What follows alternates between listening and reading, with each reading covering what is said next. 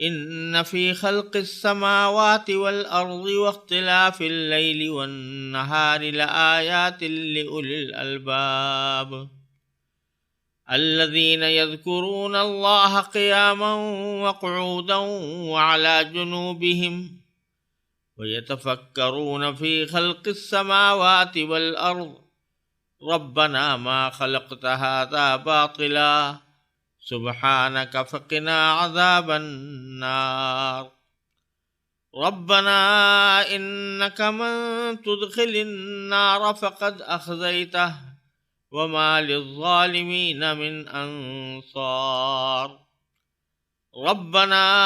إننا سمعنا مناديا ينادي للإيمان أن آمنوا بربكم فآمنا ربنا فاغفر لنا ذنوبنا وكفر عنا سيئاتنا وتوفنا مع الأبرار ربنا وآتنا ما وعدتنا على رسلك ولا تخزنا يوم القيامة إنك لا تخلف الميعاد۔ ان آیات کریمہ کا ترجمہ یہ ہے، بے شک آسمانوں اور زمین کی تخلیق میں اور رات دن کے باری باری آنے جانے میں ان عقل والوں کے لیے بڑی نشانیاں ہیں جو اٹھتے بیٹھتے اور لیٹے ہوئے ہر حال میں اللہ کو یاد کرتے ہیں اور آسمانوں اور زمین کی تخلیق پر غور کرتے ہیں اور انہیں دیکھ کر یہ بول اٹھتے ہیں کہ اے ہمارے پروردگار، آپ نے یہ سب کچھ بے مقصد پیدا نہیں کیا، آپ ایسے فضول کام سے پاک ہیں، بس ہمیں دوزخ کے عذاب سے بچا لیجیے۔ اے ہمارے رب، آپ جس کسی کو دوزخ میں داخل کر دیں اسے آپ نے یقیناً رسوا ہی کر دیا، اور ظالموں کو کسی قسم کے مددگار نصیب نہیں ہوں گے۔ اے ہمارے پروردگار، ہم نے ایک منادی کو سنا جو ایمان کی طرف پکار رہا تھا کہ اپنے پروردگار پر ایمان لاؤ، چنانچہ ہم ایمان لے آئے۔ لہذا اے ہمارے پروردگار، ہماری خاطر ہمارے گناہ بخش دیجیے، ہماری برائیوں کو ہم سے مٹا دیجیے اور ہمیں نیک لوگوں میں شامل کر کے اپنے پاس بلائیے۔ اور اے ہمارے پروردگار، ہمیں وہ کچھ بھی عطا فرمائیے جس کا وعدہ آپ نے اپنے پیغمبروں کے ذریعے ہم سے کیا ہے،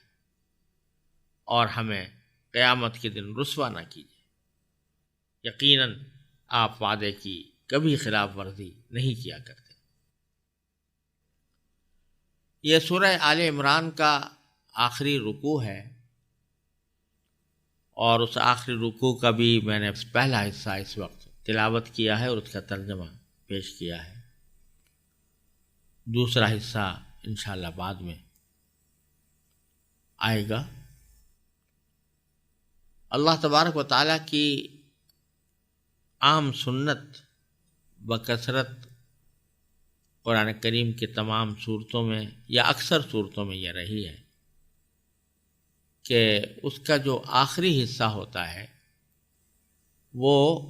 سورت کے تمام مضامین کا ایک خلاصہ بھی ہوتا ہے اور ایک جامع ترین مضمون بھی ہوتا ہے۔ چنانچہ سورہ آل عمران جو پیچھے 190 کے قریب آیتیں اس کی گزری ہیں، اس میں مختلف مضامین بیان ہوئے ہیں جن کی تفصیل پہلے گزر چکی ہے۔ اب یہ آخری رکوع ساری گفتگو کا ایک طرح سے خلاصہ، اور ایک انسان کو اس ساری گفتگو سے جو اس نتیجے تک پہنچنا چاہیے وہ، اور ایک انسان کا صحیح طرز عمل، اللہ تبارک و تعالیٰ نے اس آخری رکوع میں بڑی ہی پرتاثیر طریقے سے اس کو بیان فرمایا ہے، اس کو بڑے پرتاثیر طریقے سے بیان فرمایا ہے۔ پہلے تو یہ سمجھ لینا بھی مناسب ہوگا کہ اس آیت کی جو اہمیت ہے، ان آیات کی جو اہمیت ہے، وہ بعض احادیث سے اور زیادہ واضح ہوتی ہے۔ صحیح ابن حبان میں ایک روایت ہے جس میں اس آیت کا شان نزول بھی بیان کیا گیا ہے، اور وہ روایت یہ ہے کہ حضرت عائشہ صدیقہ رضی اللہ تعالی عنہا سے ان کے شاگرد حضرت عطا ابن ابی رباح، جو بڑے درجے کے محدث اور فقیہ اور بزرگ تھے، انہوں نے حضرت عائشہ صدیقہ رضی اللہ تعالیٰ عنہ سے پوچھا کہ رسول اللہ صلی اللہ علیہ وسلم کے حالات میں جو چیز آپ کو سب سے عجیب معلوم ہوئی ہو یا سب سے پیاری لگی ہو وہ مجھے بتائیے۔ حضرت عائشہ رضی اللہ تعالیٰ نے فرمایا کہ آپ کی تو ہر شان ہی عجیب تھی، یعنی کس کس بات کو بتایا جائے، ظفر تاب قدم ہر کو جا کے میں نہیں گرم، کرشمہ دامن دل کو مہمی کشت کے جا ایجاز، جو بھی صفت آپ کی دیکھی دی جائے، بیان کی جائے، وہ عجیب ہی تھی، پیاری ہی تھی۔ ہاں، ایک مرتبہ کا واقعہ میں سناتی ہوں، اور وہ یہ کہ رسول کریم صلی اللہ علیہ وسلم ایک مرتبہ میرے پاس تشریف لائے اور میرے ساتھ بستر پہ لیٹ گئے، پھر فرمایا کہ اجازت دو کہ میں اپنے پروردگار کی عبادت کر لوں، اور یہ کہہ کر بستر سے اٹھے، وضو فرمایا، پھر نماز کے لیے کھڑے ہو گئے، اور کھڑے ہو کر قیام میں اس قدر روئے کہ آپ کے آنسوئے مبارک سینہ مبارک پر بہنے لگے۔ پھر رکوع فرمایا، اس میں بھی روئے، پھر سجدہ کیا اور سجدے میں بھی اسی قدر روئے، پھر سر اٹھایا اور مسلسل روتے رہے یہاں تک کہ صبح ہو گئی۔ حضرت بلال آئے اور حضور اقدس صلی اللہ علیہ وسلم کو نماز کی اطلاع دی۔ حضرت عائشہ صدیقہ رضی اللہ تعالیٰ عنہ فرماتی ہیں کہ میں نے عرض کیا کہ یا رسول اللہ، اس قدر کیوں گریہ فرماتے ہیں؟ تو اللہ تعالیٰ نے آپ کے پچھلے اگلے سب گناہ معاف فرما رکھے ہیں، تو پھر اس کیا وجہ ہے؟ تو آپ نے فرمایا تو کیا میں شکر گزار بندہ نہ بنوں، جبکہ اللہ تعالیٰ نے آج کی رات مجھ پر یہ آیت مبارکہ نازل فرمائی ہے، ان فی خلق السماوات والارض واختلاف اللیل والنہار، یعنی یہ سورہ آل عمران کی آخری آیات۔ تو اللہ تبارک و تعالیٰ نے یہ آیتیں چونکہ مجھ پر نازل فرمائی ہیں آج کی رات، تو میں اس کے شکر کے طور پر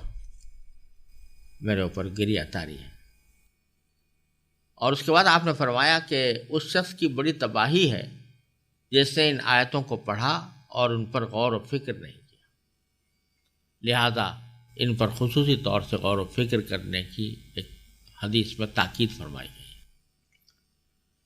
دوسری ان آیات کی اہمیت کا ایک حصہ یہ بھی ہے کہ متعدد صحیح احادیث میں یہ بات منقول ہے کہ رسول کریم صلی اللہ علیہ وسلم جب تہجد کے لیے بیدار ہوتے تو وضو کرنے کے بعد پھر آسمان کی طرف نگاہ اٹھا کر یہ سورہ آل عمران کی آخری آیتوں کی تلاوت فرماتے تھے۔ تو تہجد کے وقت میں آسمان کی طرف نظر اٹھا کر ان آیات کا پڑھنا بھی ایک طرح سے رسول کریم صلی اللہ علیہ وسلم کی سنت ہے، اور اس سے بھی ان آیات کی اہمیت واضح ہوتی ہے۔ آیات کے اوپر چونکہ غور و فکر کا حکم دیا گیا ہے، خاص طور پر ان آیات پر غور و فکر کا حکم دیا گیا ہے، اس لیے اس کو اچھی طرح سوچ سمجھ کر پڑھنا ضروری ہے۔ ان آیات میں اللہ تبارک و تعالیٰ نے بڑے ہی فطری انداز میں انسان کی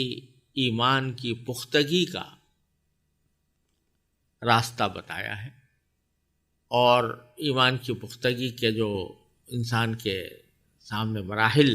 پیش آ سکتے ہیں ان کی نشاندہی فرمائی۔ اللہ تبارک و تعالیٰ نے جو دین ہمیں عطا فرمایا، یہ بات کئی بار گزر چکی ہے کہ اس کی 3 بنیادیں ہیں، یعنی 3 بنیادی عقائد، ایک توحید، اللہ تعالیٰ کی وحدانیت پر ایمان، دوسرے رسالت یعنی انبیاء کرام پر اور ان کی نازل کی ہوئی کتابوں پر ایمان، اور تیسرے آخرت یعنی مرنے کے بعد کی زندگی اور اس میں ملنے والی جزا و سزا کے اوپر ایمان۔ یہ تین بنیادی عقائد۔ اب ان تین بنیادی عقائد تک پہنچنے کا ایک راستہ تو وہ ہے جو فلاسفہ نے، متکلمین نے اور منطقی لوگوں نے اختیار کیا ہے کہ منطق کے ذریعے ثابت کیا جائے کہ خدا ایک ہے، منطق کے ذریعے ثابت کیا جائے کہ رسول کریم صلی اللہ علیہ وسلم تشریف لائے یا انبیاء کرام بھیجے گئے، منطق کے ذریعے ثابت کیا جائے کہ مرنے کے بعد کی بھی زندگی آ سکتی ہے۔ بے شک یہ بھی ایک طریقہ ہے، لیکن یہ طریقہ جو عقل کی بنیاد پر اور منطق کی بنیاد پر انسان کو ان عقائد تک لے جاتا ہے، یہ خطروں سے خالی نہیں ہے، کیونکہ عقل اور منطق کے اندر چون و چرا کا دروازہ کسی حال بند نہیں ہوتا، اس میں کوئی نہ کوئی اشکال، کوئی نہ کوئی اعتراض، کوئی نہ کوئی ایسی بات پیدا ہو جاتی ہے جس سے کہ جو عقلی دلائل کا تسلسل جو ہے وہ کسی حد پر جا کر رک جاتا ہے، ٹوٹ جاتا ہے۔ اس لیے بسا اوقات محض عقلی دلائل جو ہیں وہ انسان کی شفا کے لیے، قلب کی شفا کے لیے کافی نہیں ہوتے، اس میں سوالات کا ایک لامتناہی سلسلہ چل پڑتا ہے۔ لیکن ایک انسان کا طریقہ ہے فطری کہ اس میں عقلی دلائل کے بجائے صغرا کبرا قائم کرنے کے بجائے اور جو منطق کے جو استدلال کے طریقے ہیں، فنی قسم کے طریقے، ان کو اختیار کیے بغیر ایک عام آدمی ذرا اپنی فطری سمجھ سے کام لے کر جب کسی نتیجے پر پہنچتا ہے تو وہ اس کے دل میں بیٹھ جاتی ہے۔ عقلی دلائل جو ہیں وہ عقل کو متاثر کرتے ہیں، دل پر اثر انداز کم ہوتے ہیں، اور جو عقل کو متاثر کرتے ہیں اس عقل کو متاثر کرنے کے ساتھ اس میں خطرہ بھی رہتا ہے کہ کوئی ایسا شبہ پیدا ہو جائے، ایسی بات پیدا ہو جائے کہ جس سے وہ عقلی دلائل کا تسلسل ٹوٹ جائے۔ لیکن جو آدمی فطری انداز میں غور و فکر کرتا ہے اور اس سے کسی نتیجے پر پہنچتا ہے، وہ اس کے دل میں بیٹھ جاتی ہے بات۔ اب اس کی مثال یہ سمجھیے کہ ایک اللہ تعالیٰ کے وجود اور توحید کے اوپر استدلال کرنے کے لیے بڑی کتابیں لکھی گئی اور بے شمار دلائل پیش کیے گئے ہیں، اور ہیں وہ دلائل بھی یقیناً ایسے ہیں جو اللہ تعالیٰ کی توحید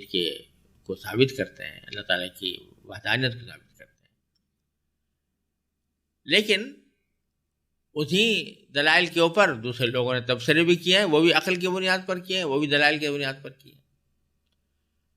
اور دوسری شکل ہے کہ ایک دیہاتی آدمی ہے، وہ چلتے پھرتے دیکھتا ہے کہ یہ آسمان ہے، یہ زمین ہے، یہ چاند ہے، یہ ستارے ہیں، یہ ہوائیں ہیں، یہ دریا ہے، یہ پہاڑ ہے، یہ کس عظیم حکمت کے ساتھ چل رہے ہیں۔ آسمان زمین کے اوپر جو پیدا ہونے والی مخلوقات ہیں وہ کس طرح پیدا ہوئی ہیں، کیسے انداز سے پیدا ہوئی ہیں، ان کا ایک نظام ہے۔ سورج ایک معین وقت پر نکلتا ہے، معین اس پر غروب ہو جاتا ہے، چاند وقت پر نکلتا ہے، وقت پر غروب ہو جاتا ہے، ہوائیں چلتی ہیں، ان سے کھیتوں کو فائدہ پہنچتا ہے، انسانوں کو فائدہ پہنچتا ہے، وغیرہ وغیرہ۔ تو ان سب کو دیکھ کر اس کے دل میں یقین پیدا ہونے لگتا ہے، یہ ایک دل میں ایک ٹھنڈک پیدا ہوتی ہے کہ یہ بیکار وجود میں نہیں آیا اور کسی نے اس کو پیدا کیا ہے، تو وہ اس طرح خالق تک پہنچتا ہے۔ ایک دیہاتی آدمی، عربی کے ایک دیہاتی کا یہ جملہ مشہور ہے کہ البارد تدل علی البعیر والاثر علی المسیر، کہ اگر کہیں مینگنی پڑی ہوئی نظر آئے تو اس سے پتہ چل جاتا ہے کہ یہاں اونٹ گزرا ہے کوئی، اور اگر کہیں نشان قدم پڑے ہوئے نظر آتے ہیں تو فوراً پتہ چل جاتا ہے کہ یہاں سے کوئی گزرا ہے۔ فسماء ذات ابراج وارض ذات فجاج کیف لا تدل علی اللطیف الخبیر۔ تو یہ برجوں والا آسمان اور یہ راستوں والی زمین جو پھیلی پڑی ہے، یہ آخر کیسے اس بات پر دلیل نہیں ہوگی کہ کوئی لطیف اور خبیر ہے جس نے اس کو پیدا کیا؟ تو اللہ تبارک و تعالیٰ اس طریقے استدلال کی طرف انسان کو متوجہ فرماتے ہیں، اور اسی سلسلے میں فرمایا کہ ان فی اختلاف اللیل والنہار ان فی خلق السماوات والارض، سب سے پہلے تو آسمان و زمین کی تخلیق میں، واختلاف اللیل والنہار، اور رات اور دن کے آنے جانے میں، لآیات، اس میں آیتیں ہیں، نشانیاں ہیں، لأولی الالباب، ان کے لیے جو عقل رکھتے ہوں۔ یہاں دو تین باتیں سمجھنے کی ہیں۔ ایک تو یہ کہ دو چیزوں کا ذکر فرمایا گیا یہاں پر، آسمان و زمین کی تخلیق کا، اور لیل و نہار یعنی دن اور رات کے آنے جانے کا۔ اور اختلاف کا لفظ استعمال کیا ہے، عربی زبان کے لحاظ سے اختلاف کے معنی یہ بھی ہے کہ اس کا آنا جانا، یعنی رات آتی ہے دن چلا جاتا ہے، دن آتا ہے رات چلی جاتی ہے، اس کو اختلاف اللیل والنہار سے تعبیر کیا گیا۔ دوسرے معنی اختلاف اللیل والنہار کے یہ بھی ہیں کہ دن اور رات خود بدلتے رہتے ہیں، دن کبھی لمبا ہوتا ہے کبھی چھوٹا ہو جاتا ہے، رات کبھی لمبی ہوتی ہے کبھی چھوٹی ہو جاتی ہے، تو یہ بھی اختلاف ہے دن اور رات کا۔ یہ سارے اختلافات جو دن کے اور رات کے نظر آ رہے ہیں، اس میں نشانیاں ہیں عقل والوں کے لیے۔ آیات جمع آیہ کی ہے، اور اس کے لفظی معنی ہے نشانی۔ قرآن کریم میں یہ کئی معنوں میں استعمال ہوا ہے، اس کو بعض جگہ معجزے کے طور پر بھی استعمال کیا گیا ہے، اس کو بعض اوقات دلیل کے معنی میں بھی استعمال کیا گیا ہے، لیکن اصل معنی اس کے نشانی کے ہے، اور نشانی ہی صحیح اس کا مفہوم ادا کرتا ہے۔ تو نشانی کا مطلب یہ ہوتا ہے کہ جب کوئی ایسی چیز جس کو دیکھ کر کوئی دوسری چیز یاد آ جائے، اس کو نشانی کہتے ہیں۔ اگر فرض کرو کہ کسی شخص کو کسی کے گھر کا پتہ معلوم کرنا ہے تو اس کی کوئی نشانی بتا دیتا ہے کہ بھئی فلاں جگہ آپ جاؤ گے تو وہاں پر ایک لمبا سا ستون کھڑا ہوگا مثلا، تو وہ ایک ستون سے نشانی بن گئی اس کے گھر کی، جب وہ ستون آئے گا تو گھر یاد آ جائے گا کہ گھر پر آ جائے گا۔ تو ہر چیز کی ایک نشانی ہوتی ہے، اور اس نشانی کا مطلب یہ ہوتا ہے کہ اس کو دیکھ کر کوئی وہ دوسری چیز یاد آ جائے۔ یہاں آیات کا لفظ اسی معنی میں استعمال ہوا ہے کہ یہ آسمان بھی ایک نشانی ہے، یہ زمین بھی ایک نشانی ہے، رات بھی ایک نشانی ہے، دن بھی ایک نشانی ہے، ان رات اور دن کا آنا جانا بھی ایک نشانی ہے، ان کا بدلتے رہنا بھی ایک نشانی ہے۔ جیسے کہ اس اعرابی نے کہا تھا کہ اگر راستے میں مینگنی پڑی ہوئی نظر آئے تو پتہ چل جاتا ہے کہ یہاں سے اونٹ گزرا ہے۔ تو اگر راستے میں کہیں نشان قدم پڑے ہوئے ہیں، قدموں کے نشان ہیں، تو پتہ چل جاتا ہے کہ کوئی انسان گزرا ہے، یا اگر جانور کے پاؤں کے نشان ہیں تو جانور گزرا ہے۔ تو یہ ساری کائنات جو بھری پڑی ہے، جس میں آسمان بھی داخل ہے، زمین بھی داخل ہے، آسمان و زمین کی مخلوقات بھی داخل ہیں،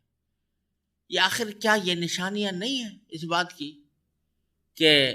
یہ کسی کے پیدا کی ہوئی ہے؟ کیا یہ ممکن ہے کہ یہ سارا مستحکم نظام، جس کا ایک ایک پل، جس کا ایک ایک جز ایک مضبوط حکمت کے ساتھ بندھا ہوا ہے، وہ ایسے ہی پیدا ہو گیا؟ عقلی استدلال اور دلائل کے صغرا کبرا کو ملائے بغیر ایک دیہاتی آدمی بھی، ایک ان پڑھ انسان بھی، جب اس کو دیکھے گا اور ذرا بھی غور کرے گا تو فوراً اس نتیجے پر پہنچے گا کہ یہ کسی کا بنایا ہوا ہے، اور چونکہ یہ سارا نظام ایک ہی جیسا مستحکم ہے، لہذا یہ بنانے والا کوئی ایک ہی ہے۔ اگر مختلف ہوتے تو یہ متحد نظام سامنے نہ ہوتا۔ تو یہ آیتیں ہیں، نشانیاں ہیں۔ کس کے نشانیاں ہیں؟ اولی الالباب، عقل والوں کے۔ الباب جمع لب کی ہے، عربی زبان میں عقل کو کہتے ہیں، اصل میں تو دماغ کے اندر جو مغز ہوتا ہے اس کو لب کہا جاتا ہے، لیکن مراد ہے عقل۔ لیکن قرآن کریم میں جو مختلف جگہوں پر یہ لفظ استعمال ہوا ہے تو اس سے یہ پتہ چلتا ہے کہ اولو الالباب قرآن کریم کی اصطلاح میں وہی لوگ ہیں جو اپنی عقل کو استعمال کر کے کوئی نصیحت حاصل کریں، کوئی عبرت حاصل کریں۔ لیذکر اولو الالباب قرآن کریم، تاکہ الباب والے یعنی عقل والے نصیحت حاصل کریں۔ لیتذکر اولو الالباب دوسری جگہ فرمایا۔ تو ہر جگہ جہاں اولو الالباب کا آیا ہے تو اس میں یہ ذکر ہے یا تو کوئی عبرت حاصل کرنے کا، یا کوئی سبق لینے کا، کوئی نصیحت حاصل کرنے کا۔ تو فرمایا کہ نشانیاں تو ہیں، لیکن نشانیاں انہی کے لیے ہیں جو عقل کو استعمال کر کے عبرت حاصل کرنے والے ہوں، ورنہ اللہ بچائے جب آنکھوں پر پردے پڑے ہوئے ہوں اور عبرت حاصل کرنے اور سبق لینے اور نصیحت لینے کا کوئی جذبہ ہی نہ ہو، تو یہی نشانیاں ہیں، بے شک پڑی ہوئی ہیں، لیکن وہ نشانیاں ان کے لیے بیکار ہو جاتی ہیں، اس سے ان کو کچھ حاصل نہیں ہوتا۔ جیسے کوئی شخص نشانیوں کو دیکھے اور آنکھیں بند کر کے گزر جائے تو اس سے کوئی جس چیز کی وہ نشانی ہے اس طرف اس کی رہنمائی حاصل نہیں ہوگی۔ تو اگر کوئی آدمی دیکھتا ہے، آسمانوں کو دیکھتا ہے، زمین کو دیکھتا ہے، لیکن کبھی اس سوچ سے نہیں دیکھتا کہ اس سے مجھے کیا سبق مل رہا ہے، اس سے مجھے کیا عبرت حاصل ہو رہی ہے، تو پھر اس کو کچھ بھی نہیں ملے گا۔ اس لیے اولو الالباب کا مطلب یہ ہے کہ وہ ایسی عقل رکھنے والے ہیں کہ جو عبرت حاصل کرنے کی صلاحیت رکھتی ہو، نصیحت لینے کی صلاحیت رکھتی ہو، اور اسی مقصد سے وہ اپنے اس سوچ کو استعمال کریں، تو پھر وہ بے ساختہ اللہ تعالیٰ کی توحید تک پہنچ جاتے ہیں۔ وہ ہیں اصل میں عقل والے۔ اور جس بندے کو اور ساری باتوں کی سمجھ ہو لیکن اپنے مالک کے تک پہنچنے کی اس کے اندر سمجھ نہ ہو تو وہ حقیقت میں سمجھدار نہیں ہے، وہ تو پرلے درجے کا بیوقوف ہے۔ اب اگر فرض کرو ایک شخص سائنسدان ہے اور آسمان و زمین کی ساری تخلیقات پر اس نے غور بھی کیا ہوا ہے، اس کے نظام کو سمجھنے کی پوری کوشش بھی کی ہے، ان کو استعمال کرنے کا طریقہ بھی اس کو معلوم ہو گیا ہے، لیکن وہ اس کو عبرت کی نگاہ سے نہیں دیکھتا، نصیحت کی نگاہ سے نہیں دیکھتا، محض ایک جاننے کے لیے جان رہا ہے، جاننے کے لیے علم حاصل کر رہا ہے، تو اس کو بے شک یہ علم تو حاصل ہو جائے گا، لیکن وہ اصل منزل جو ہے ہدایت کی وہ اس کو حاصل نہیں ہوگی، اور اس کے نتیجے میں اس کو ہم عقل مند نہیں کہہ سکتے۔ اولو الالباب میں وہ داخل نہیں، کیونکہ اس نے عبرت اور نصیحت کی غرض سے یہ کام نہیں کیا۔ یہی وجہ ہے کہ بہت سے لوگ جو سارے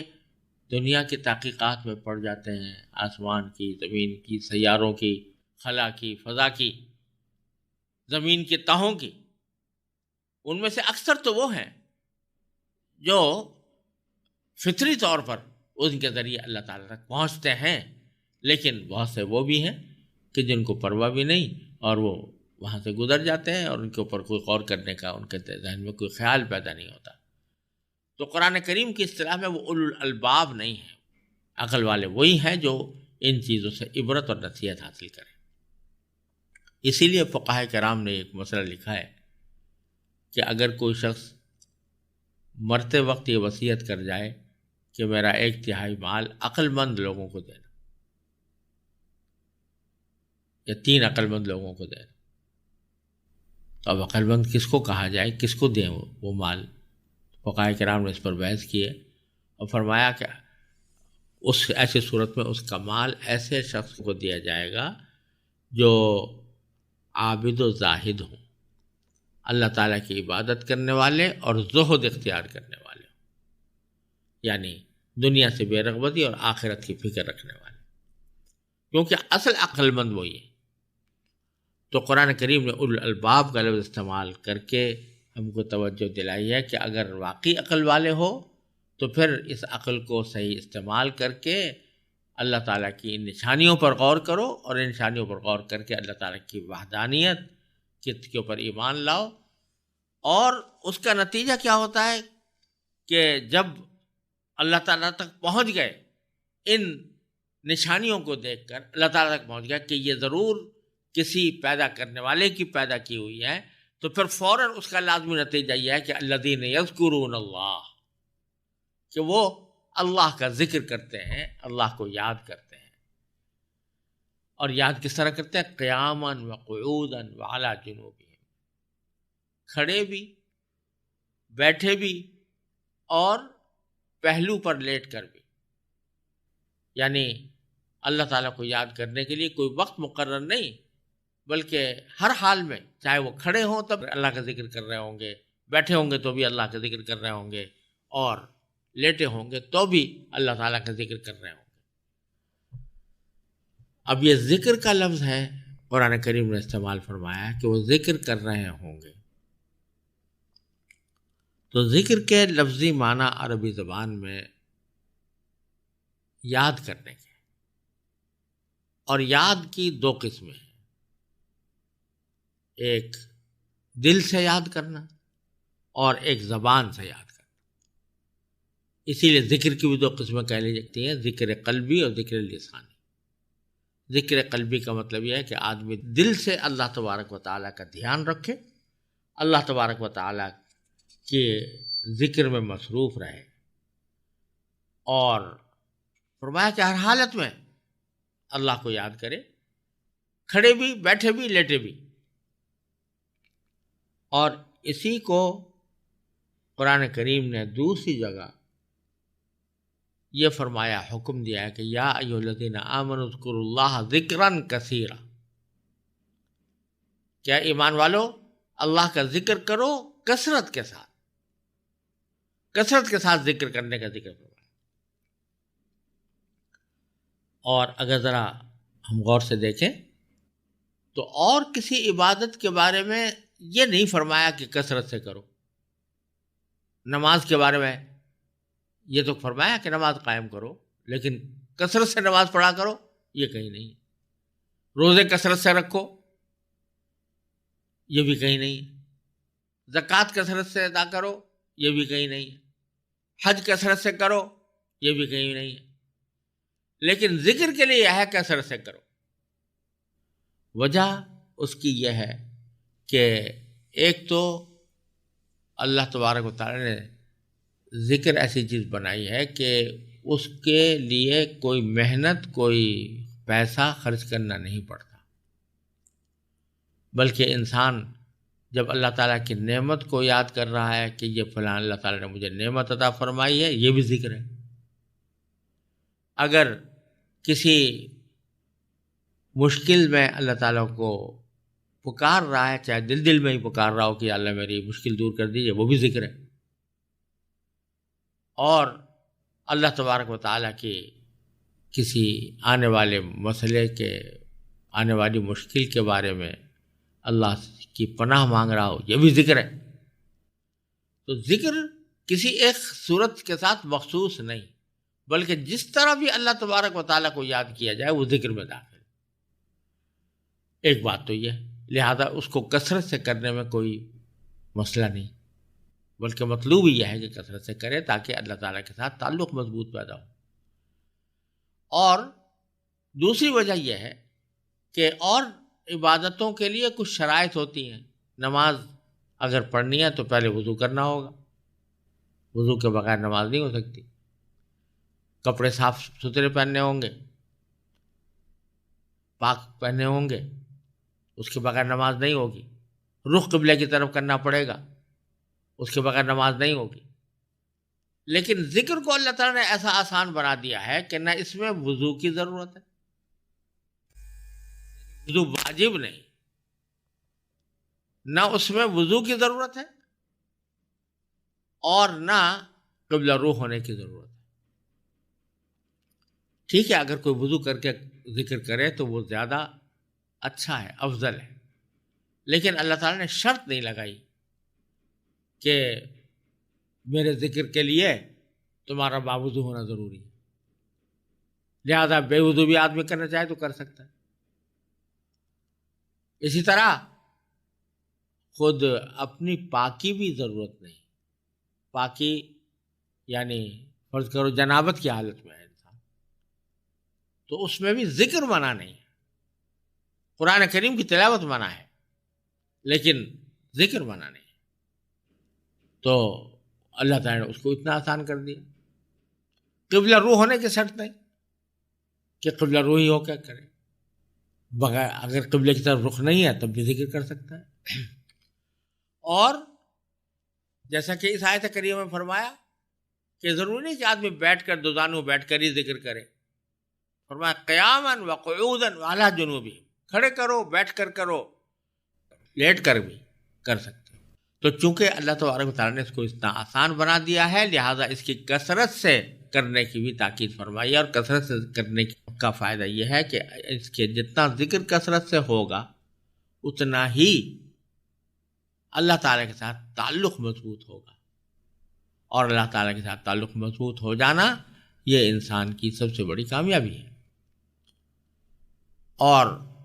چونکہ اللہ تبارک و تعالیٰ نے ذکر کو اتنا آسان بنایا ہے کہ وہ ہر طرح کیا جا سکتا ہے، تو یہ لازمی نتیجہ ہے جب انسان اللہ تعالیٰ کی اس کائنات میں پھیلی ہوئی نشانیوں کو دیکھتا ہے تو دیکھ کر بے ساختہ اس کے دل میں اللہ کا ذکر پیدا ہوتا ہے۔ اور جیسا میں نے عرض کیا کہ ذکر قلبی بھی ذکر کی ایک قسم ہے، دل ہی دل میں اللہ تعالیٰ کو یاد، چاہے زبان نہ ہل رہی، وہ بھی ثواب ہے، وہ بھی عبادت ہے۔ اور ذکر لسانی یہ ہے کہ زبان سے آدمی کہہ رہا ہو، اور اس میں بھی اس ذکر کے اندر بھی کوئی خاص کلمہ، کوئی خاص طریقہ متعین نہیں، سبحان اللہ، الحمدللہ، لا الہ الا اللہ، واللہ اکبر، لا حول ولا قوۃ الا باللہ، جس طرح بھی اللہ تعالیٰ کا نام زبان پر آ جائے وہ ذکر میں داخل ہے۔ البتہ رسول کریم صلی اللہ علیہ وسلم نے کچھ ذکر کے خاص کلمات مختلف احادیث میں بیان فرمائے ہیں، ان کو آدمی اختیار کرے تو وہ زیادہ بہتر ہے۔ اور پھر فرمایا وَيَتَفَكَّرُونَ فِي خَلْقِ السَّمَاوَاتِ وَالْأَرْضِ، ایک طرف تو ذکر کرتے ہیں اللہ کا، اور دوسری طرف وہ زمینوں اور آسمان کی تخلیق پر غور کرتے ہیں۔ یہ ذکر ہے، وہ فکر ہے، یعنی دونوں چیزیں ساتھ ساتھ چلتی ہیں، ایک طرف اللہ کا ذکر اور دوسری طرف فکر، دونوں چیزیں جب ساتھ ہوتی ہیں تو پھر اس کا انجام یہ ہوتا ہے کہ بے ساختہ آدمی کہتا ہے ربنا ما خلقت ھذا باطلا، اللہ تعالیٰ کی دی ہوئی نشانیوں کو دیکھ رہا ہے، اس کو دیکھ کر اللہ تعالیٰ کی یاد آ رہی ہے، اللہ تعالیٰ کا ذکر کر رہا ہے، اور اس نے جو کائنات میں اپنی حکمت بالغہ اور قدرت کاملہ کی نشانیاں پیدا کی ہیں ان پر غور کر رہا ہے، تو بے ساختہ پکار اٹھتا ہے کہ ربنا ما خلقت ھذا باطلا، اے ہمارے پروردگار آپ نے یہ چیز بیکار پیدا نہیں کی۔ یعنی فوراً وہ اس نتیجے پر پہنچ جاتا ہے کہ یہ سارا کارخانہ جو چل رہا ہے اس میں کوئی چیز بے مقصد نظر نہیں آ رہی، سورج نکلتا ہے تو اس کا ایک مقصد ہے، چاند نکلتا ہے اس کا ایک مقصد ہے، ہوائیں چلتی ہیں تو اس کا ایک مقصد ہے، تو جب ہر چیز کا مقصد ہے تو اس پوری کائنات کا بھی یقیناً کوئی مقصد ہوگا۔ یہ پوری کائنات پیدا جو کی گئی ہے اس میں لوگ آ رہے ہیں اور جا رہے ہیں، زندہ ہو رہے ہیں اور مر رہے ہیں، ان کا کبھی انتہا ہونے والا ہے، تو اس انجام کے نتیجے میں ان کا بھی کوئی مقصد ہوگا۔ اگر یہ یوں ہی چلتا رہا ہے کارخانہ اور ختم نہ ہو اور کوئی دوسری زندگی نہ آئے تو اس کا مطلب یہ کہ سب بیکار ہے، یہ نہ کسی ظالم کو اس کے ظلم کی سزا ملے، نہ کسی مظلوم کو اس کے مظلومیت کا کوئی صلہ ملے، نہ کسی اچھے کام کرنے والے کو اس کے اچھے کام کا کوئی اچھا نتیجہ ملے، نہ کسی برے کام کرنے والے کو اس کا کوئی برا نتیجہ ملے، کوئی سزا ملے، تو اس کا مطلب ہے کہ بیکار ہے سب۔ تو یہ سب جب وہ غور کرتے ہیں آسمان و زمین کی تخلیق پر تو بے ساختہ اس نتیجے پر پہنچتے ہیں کہ ربنا ما خلقت ھذا باطلا،